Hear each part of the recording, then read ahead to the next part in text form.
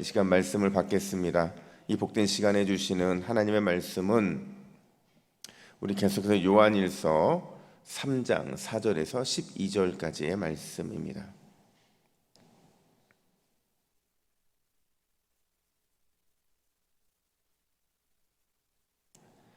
신약성경 390면에 있는 요한일서 3장 4절부터 12절까지의 말씀, 꼭 그렇게 살아야 하는가라는 제목으로 오늘 말씀을 받도록 하겠습니다. 우리 4절부터 12절까지 한 절씩 교독하겠습니다. 죄를 짓는 자마다 불법을 행하나니 죄는 불법이라. 그가 우리 죄를 없애려고 나타나신 것을 너희가 아나니 그에게는 죄가 없느니라. 그 안에 거하는 자마다 범죄하지 아니하나니 범죄하는 자마다 그를 보지도 못하였고 그를 알지도 못하였느니라. 자녀들아, 아무도 너희를 미혹하지 못하게 하라. 의를 행하는 자는 그의 의로우심과 같이 의롭고 죄를 짓는 자는 마귀에 속하나니 마귀는 처음부터 범죄함이라. 하나님의 아들이 나타나신 것은 마귀의 일을 멸하려 하심이라. 하나님께로부터 난 자마다 죄를 짓지 아니하나니 이는 하나님의 씨가 그의 속에 거함이요 그도 범죄하지 못하는 것은 하나님께로부터 났음이라. 이러므로 하나님의 자녀들과 마귀의 자녀들이 드러나나니 무릇 의를 행하지 아니하는 자나 또는 그 형제를 사랑하지 아니하는 자는 하나님께 속하지 아니하니라. 우리는 서로 사랑할지니 이는 너희가 처음부터 들은 소식이라. 12절 함께 있습니다. 가인같이 하지 말라. 그는 악한 자에게 속하여 그 아우를 죽였으니 어떤 이유로 죽였느냐? 자기의 행위는 악하고 그의 아우의 행위는 의로움이라. 아멘. 여러분, 우리가 살아가다 보면 하나님의 백성으로 살아간다는 게 때로는 기쁨이고 또 자부심일 때도 있지만 참 그게 우리의 인생을 무겁게 짓누를 때도 있어요. 내가 꼭 이렇게 하나님의 자녀로 살아가야 되는가라는 그런 마음의 갈등도 생긴다라는 거죠. 여러분, 하나님의 자녀들과 마귀의 자녀들의 큰 차이가 어디에 있을까요? 어디에서 하나님의 자녀들이 또 어디에서 마귀의 자녀들이 그 차이를 드러낼까요? 그 선명한 차이는요, 삶에서요, 치열한 영적 전투가 있느냐, 치열한 영적 전투가 없느냐, 바로 거기에 있는 것 같아요. 여러분, 하나님의 자녀들은 매일같이 영적인 전투를 벌입니다. 물론 이 영적 전투가 조금 더 치열하냐 아니면 조금 덜 치열하냐의 차이일 뿐이죠. 우리는 삶 자체가 그냥 넘어가는 날이 하루도 없어요. 이 말을 바꿔 말하면 무슨 얘기냐면요, 하나님의 자녀들은요, 의식을 하든 의식을 하지 못하든 내가 하나님의 자녀라는 것 때문에 고민하게 되고, 그러다 보니까 당연히 세상이 즐기고 세상이 원하는 대로 살아가지 않다 보니까 마음의 갈등도 생기고, 이런 모든 것들이 사실 어떻게 보면 영적인 전투의 일환이라는 거죠. 근데 반면에 마귀의 자녀들을 보세요. 마귀의 자녀들은요, 삶에 치열한 영적인 전투가 없어요. 물론 그들 나름대로 전투가 있을 거라고 말할 겁니다. 근데 여러분, 제가 왜 그들에게 치열한 영적인 전투가 없냐고 말하냐면, 그냥 그들은 본성에 따라 살아가면 돼요. 내가 원하는 대로, 내가 뜻하는 대로, 기본적인 틀 안에서, 사회적인 윤리의 틀 안에서 본인들이 하고 싶은 것을 다 해가며 살아가는 것, 그렇기 때문에 아무런 문제가 생기지 않는 거예요. 그들에게는 영적 전투가 없다는 거죠. 근데 중요한 건 뭐냐면, 제가 서두에도 말씀드렸지만 하나님의 자녀들이 세상의 자녀들의 삶을 부러워한다는 겁니다. 그러니까 하나님의 자녀들인데 우리가 세상의 이 사탄의 자녀들의 이런 삶을 부러워한다는 거예요. 어떤 때는 동경하기까지 합니다. 나도 저런 삶을 좀 살았으면 좋겠다. 나도 저 사람들처럼 좀 누리며 살고 싶고 즐기며 살고 싶고 하고 싶은 대로 좀 살고 싶다. 좀 편하게 살고 싶다. 이런 마음이 들 때가 굉장히 많이 있다는 거죠. 말로 표현하진 않아요. 왜냐하면 표현하면 믿음 없어 보이니까 말로 표현하진 않지만 그렇게 쉽게 사는 것에 대해서 마음에 동경을 하고 살아간다는 거죠. 여러분, 사도 요한의 시대가 그랬어요. 처음에는 복음 때문에 핍박받는 것이 자랑이었고 즐거움이었고, 내가 그리스도인이라고 말하는 것이 그들에게는 가장 큰 이 프라이드였는데, 자부심이었는데, 그런 그들의 마음에 아주 묘한 파도가 쫙 몰려오는데요, 그게 바로 세속화였어요. 나도 저들처럼 살았으면 좋겠다. 우리 가족도 저들 안에 들어가 살았으면 좋겠다. 우리가 왜 이렇게 예수님을 믿는 것 때문에 어마어마한 핍박을 받아야 되고, 우리가 왜 예수님 믿는 것 때문에 이런 영적인 싸움을 해가야 되는가, 이런 마음들 때문에, 이런 세속화의 마음들 때문에 그들의 마음에 파도가 일기 시작했다고요. 근데 이런 상황에서는 사실 교회 공동체에서 믿음으로 잘 훈련되고 잘 이렇게 세워나가면 금방 이길 수 있거든요. 근데 이 틈을 노려서 그들의 마음을 부추기는 자들이 등장을 하게 돼요. 그게 초대교회의 영지주의자들이라는 겁니다. 여러분, 영지주의자들이 뭐라고 얘기했냐면요, 괜찮아, 니들이 원하는 대로 살아도 돼. 괜찮아, 너의 육신이 원하는 대로 살아도 돼. 너희들 구원 받았잖아. 이 얘기를 하고 있는 거예요. 그러니까 이거를 그들이 뭐라고 얘기했냐면 영과 육이 분리됐다는 거죠. 영과 육이 분리되어 있기 때문에 너의 영은 이미 믿음으로 구원을 받았으니까 육체는 어떤 죄를 짓든지 상관없어. 하나님이 너희 다 용서해 주신 다음에, 그러니까 너희들은 그냥 상관없어. 그냥 죄를 지어도 괜찮아. 이렇게 말을 하는 거예요. 영만 깨끗하면 무슨 육체적인 죄를 짓든지 어떤 육체적인 행동들을 행하든지 상관없이 전혀 너희들 문제가 되지 않는다는 거예요. 근데 여러분 생각해 보세요. 이 말이 상식적으로도 말이 안 되는 게요, 몸이 아파요. 몸에 지금 열이 나요. 몸이 피곤하고 몸이 막 아픈데 깨어 기도가 쉽습니까? 불가능해요. 그러니까 영과 육은요 전인이에요. 함께 연결되어 있어요. 몸이 아프면 영혼도 막 힘들어요. 근데 영혼이 맑으면, 영혼이 깨끗하면 육신도 건강함을 유지한다고요. 그러니까 이건 늘 연결이 되어 있는 거거든요. 그러니까 영주주의라는 이단이 하는 말들은 사실은 상식적으로도 맞지 않는 말인데 초대교회 성도들의 마음이 흔들리기 시작한 거예요. 그래서 사도 요한이 오늘 보면 7절 8절에서 이렇게 강권합니다. 우리 7절과 8절 말씀을 같이 읽습니다. 시작. 자녀들아, 아무도 너희를 미혹하지 못하게 하라. 의를 행하는 자는 그의 의로우심과 같이 의롭고 죄를 짓는 자는 마귀에게 속하라니 마귀는 처음부터 범죄함이라. 하나님의 아들이 나타나신 것은 마귀의 일을 멸하려 하심이라. 아멘. 자녀들아, 아무도 너희를 미혹하지 못하게 하라, 이렇게 말하고 있어요. 이 미혹한다는 게요, 우리가 지난 2장 26절에도 한번 나왔던 말이거든요. 그러니까 미혹한다는 게 두 번째로 등장하는데, 영지주의자들의 이런 그럴싸한 논리에 절대 속으면 안 된다는 거예요. 세상의 유혹에 절대로 현혹되면 안 된다는 거예요. 그러면 그들은 어떻게 하나님의 자녀들로서 세상의 유혹과 또 거짓 가르침에 속지 않을 수 있을까? 어떻게 하면 그들은 그들의 속임수에 넘어가지 아니하고 하나님 백성으로서의 승리의 길을 걸어갈 수가 있는가? 오늘 보면은 두 가지 얘기를 하는데, 첫 번째로 하나님의 씨가 나의 생각과 나의 행동을 이끌게 해야 한다라는 겁니다. 하나님의 씨가 내 생각을 장악하고 하나님의 씨가 내 행동을 이끌 수 있도록 내 자신을 내어드려야 된다, 이 말을 하고 있는 거예요. 9절 말씀을 볼까요? 우리 9절 같이 읽습니다. 시작. 하나님께로부터 난 자마다 죄를 짓지 아니하나니 이는 하나님의 씨가 그 속에 거함이요 그도 범죄하지 못하는 것은 하나님께로부터 났습니다. 아멘. 여러분, 우리가 죄를 거부할 수 있는 근거, 죄와 대항해 싸울 수 있는 이유는 우리 안에 하나님의 씨가 있기 때문인 줄로 믿습니다. 그러면 하나님의 씨가 뭘까요? 하나님의 씨. 우리 안에 하나님의 씨가 있다고 하는데 그 씨가 뭐냐? 이 씨는요, 말씀과 성령을 가리키는 겁니다. 그러니까 우리가 예수 그리스도를 믿기 시작했을 때 하나님의 통치와 다스림을 받게 되잖아요.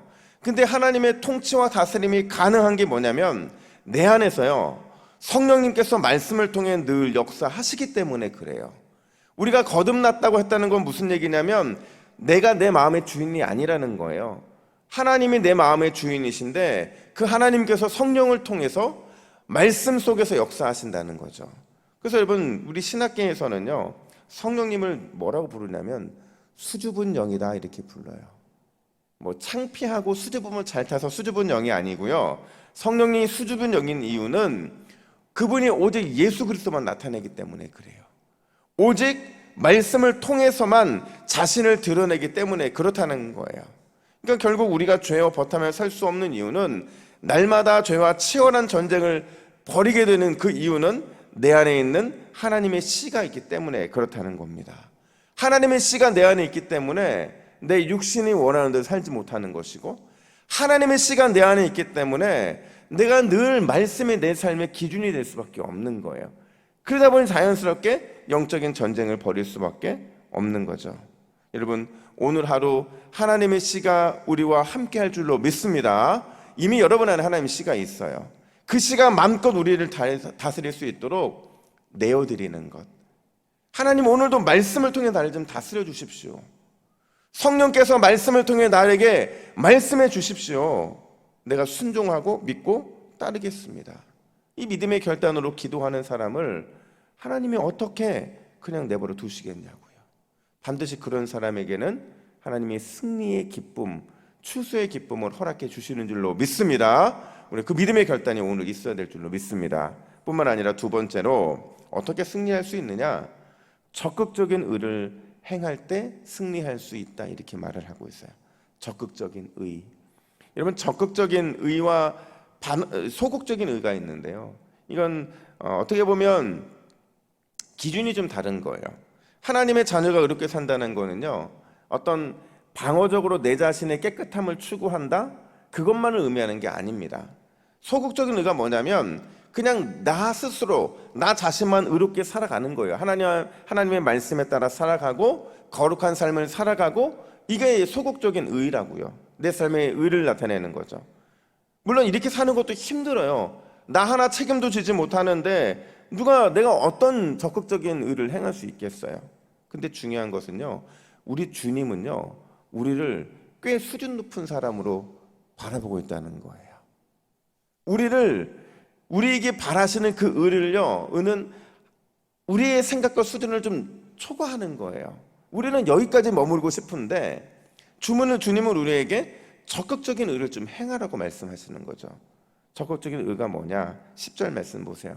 우리 10절 말씀 같이 읽습니다. 시작.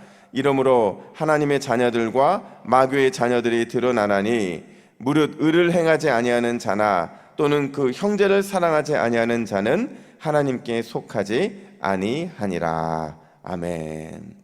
여러분, 요한이요, 하나님의 자녀에게 나타나야 될 이 의로움을요, 어떻게 보면 소극적인 의로움과 이 적극적인 의로움을 함께 언급하고 있는데, 이 의로움이 뭐랑 연결되어 있냐면 형제의 사랑과 같은 것으로 묶어놓고 있다는 거죠. 내가 의롭게 사는 게 결국 형제의 사랑과 똑같다는 거예요. 단순히 나의 깨끗함을 넘어서서 다른 형제를 사랑하고 그 사랑의 관계를 유지하는 것, 그것까지가 주님이 원하시는 의로움이라는 겁니다. 그래서 형제 사랑의 의를 다른 말로 바꿔 말하면 적극적인 의이고 실천적인 의다, 이렇게 말하고 있는 거예요. 그러니까 여러분, 내가 그리스도인으로서 내 안에 있는 예수 그리스도의 의를 삶으로 드러낸다? 그건 바꿔 말하면요, 내 삶을 통해 사랑을 실천한다는 거예요. 사랑을 실천한다. 그러니까 제가 저희 교회에 와서 참 감사한 건 뭐냐면요, 저희 교회에 이렇게 어르신들 돕는 분들 많이 계시잖아요. 근데 이제 그런 분들을 이제 섬기는 걸 보면 참 그런 일들이 어떻게 보면 돈 받고 하는 거잖아요. 근데도 거기에 마음을 담아내고 거기에 사랑을 담아내고 무슨 일을 할 때도 늘 그래요. 제가 늘 마음에 되게 뭐라고 하죠? 이 교회에서 봉사와 헌신과 오랜 세월 동안 그 주님의 사랑 안에 거하면서 섬겼던 분들을 보면 그 몸에 이 스티그마, 흔적이라는 게 있거든요. 우리 장로님들도 그 몸에 스티그마, 흔적이 있어요. 교회를 사랑했기 때문에 나타나는. 근데 우리 권사님들도 보니까 스티그마가 있어요. 어떤 분들은 뭐 이런 육신의 질병이 생기신 분도 계시고, 어떤 분들은 뭐 장애는 아니지만 장애처럼 이렇게 좀 연약해져 있는 부분들도 계세요. 그게 이제 교회 일을 안 하고 그냥 내 가정 일만 하면 괜찮은데, 주님의 일을 섬기다 보면 반드시 그 흔적이 남게 돼요. 근데 그 흔적이 어떤 흔적이냐면 교회를 사랑하는 흔적이에요. 여러분, 내가 10년, 20년 교회를 섬겼는데 그 스티그마가 내 안에 없다? 그리스도의 십자가 때문에 만들어진 흔적이 내 안에 없다? 그럼 뭐가 문제가 있는 거예요. 왜냐하면 내 안에 그 스티그마가 있어야만 그 사랑을 실천했다는 증거로 나타나는 거거든요. 그러니까 저는 늘 기도할 때 그런 마음으로 기도를 해요. 제가 1년을 저희 교회 섬기든 2년을 섬기든 10년을 섬기든 20년을 섬기든 그 연수는 중요하지 않은 것 같아요, 여러분.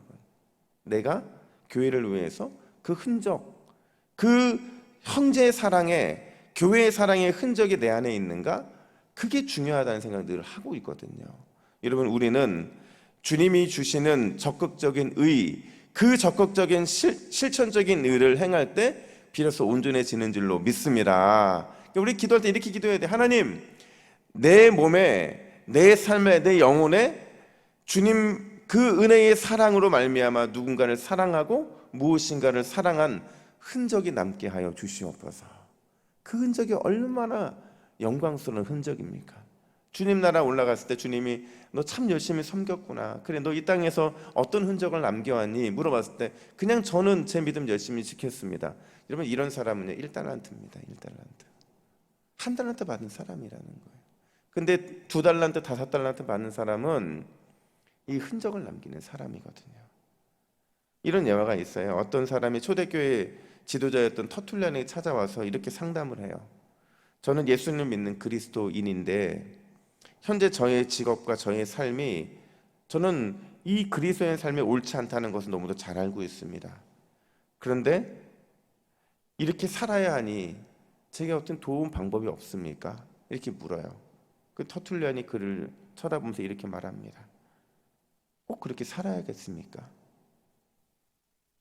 사는 것이 진짜 그렇게 사는 것이 맞느냐는 거죠. 그렇게 사느니 차라리 주님의 부름을 받는 게 어떻습니까? 라는 말을 강하게 권면하고 있는 말이었다는 거예요.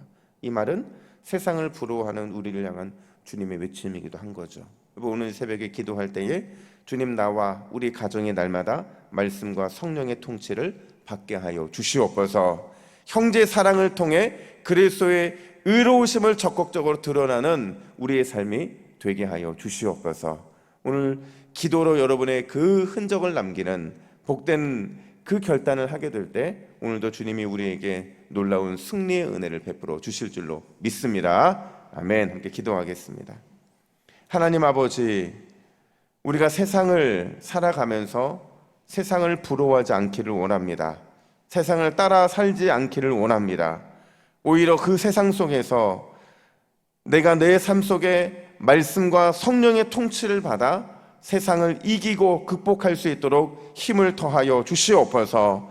그냥 소극적인 나의 의를 이루는 삶이 아니라 형제 사랑을 통해 그리스도의 적극적인 의를 이루어냄으로 말미암아 내 안에도 그리스도의 그 흔적, 스티그마가 남는 오늘 하루가 될 수 있도록 나의 삶을 주관하여 주시옵소서. 감사드리며 예수님의 이름으로 기도하옵나이다. 아멘.